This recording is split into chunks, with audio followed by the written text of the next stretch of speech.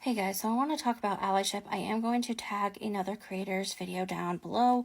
I did get her permission. Thank you so much.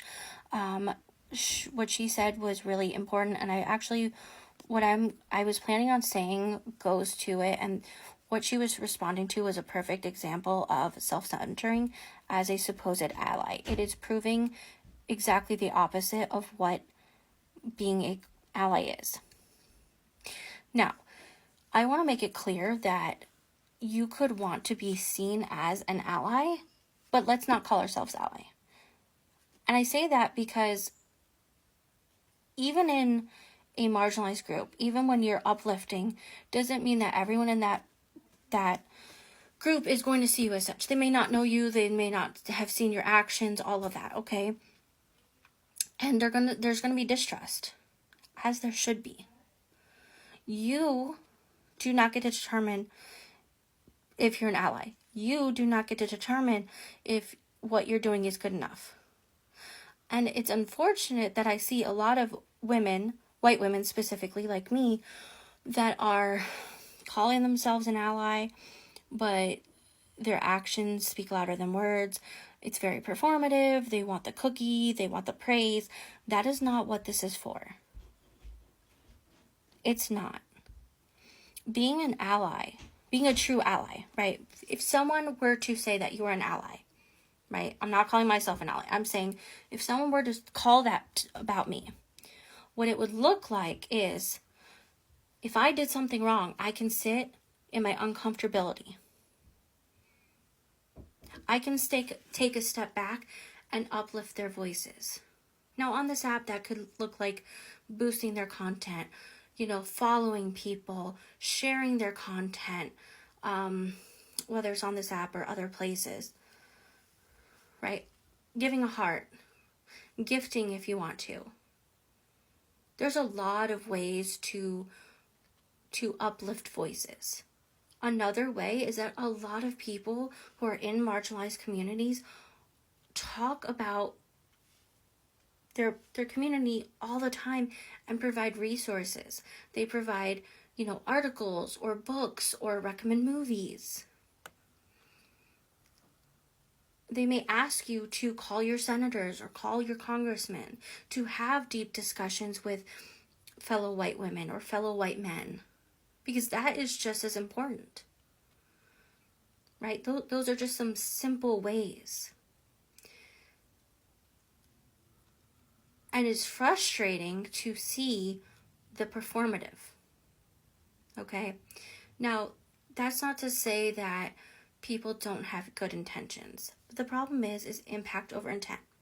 You could have the best intentions and make the biggest, worst impact. And I say worst as in, like, you really harmed a community.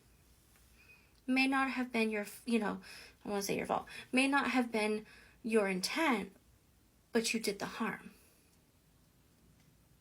And I'm not perfect. I'm far from it. My goal as an individual is to try to do the least harm possible, take accountability for where I have gone wrong, right?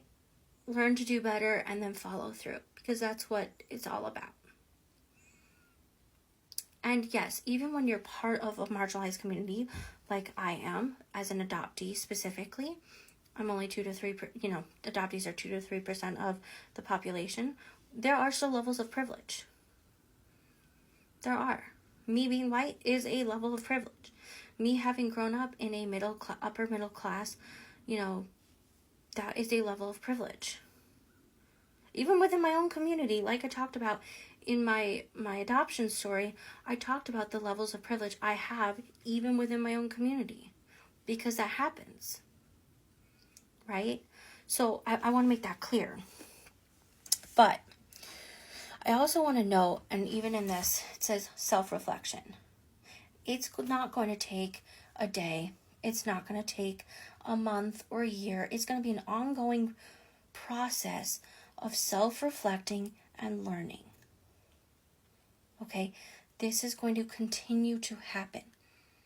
There's always going to be something new to learn.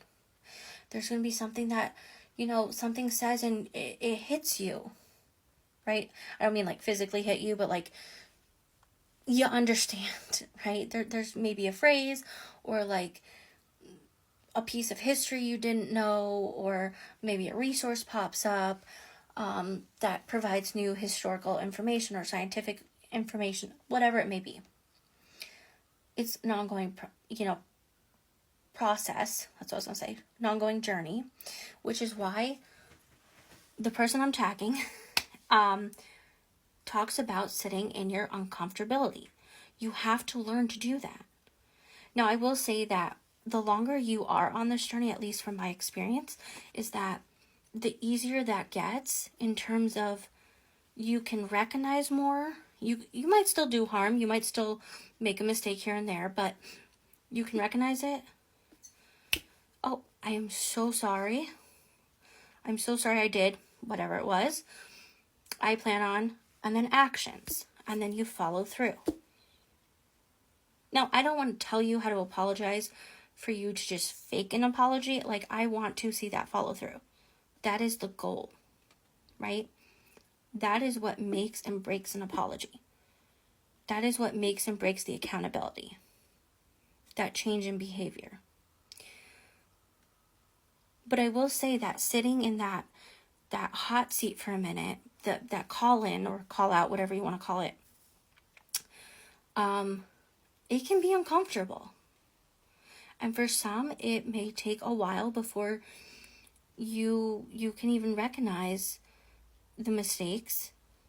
And for others, farther along in their journey, and it may take a little bit of a shorter time to be like, you know what, I did wrong. Doesn't mean you're non-confrontational. It just means that sometimes you can recognize it faster, right? You can recognize the harm. And it doesn't mean that you have to praise someone for taking accountability. Nor should you accept the apology that is not meant for you, because I've also seen that from so-called allies. Okay? Making that clear. So, here are some examples of what is considered allyship, right? It can include a colleague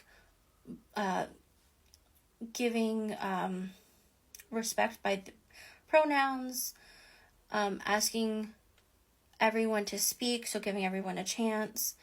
I can't see everything, but yeah, these are just examples. I'm going to say uplifting marginalized voices, which I feel like I constantly talk about. Yes, I know I specify the adoptee voices, but I want to make it clear this goes for all marginalized groups, is sitting back and listening. Listening ears. You don't have to comment. You don't have to speak. Now, comments do help boost the creator, so I'm not going to say you shouldn't comment, but consider what you're commenting. Okay? Just consider what you're commenting. Is your comment going to be helpful? Is your comment going to be kind and or educational? Or both. In fact, both would be preferable. There are other ways, like following creators, checking out their websites if they have, or any resources in their bios. If they're recommending articles or books or movies, check them out. Read up on it. Check out their other videos. You can use the share button. You can favorite. We already talked about the comment. You can like. That's going to help a creator out. If they're live, you can go in and, give them some likes, boost up their content. You can gift if you can. Those are very helpful too. You do not have to speak over those that are speaking on their experience, their lived experience, and their communities.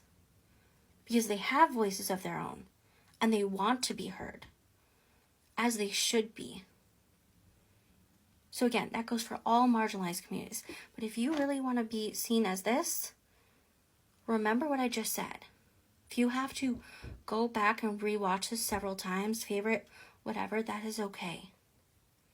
Just consider everything I said and go check out the video I'm tagging below.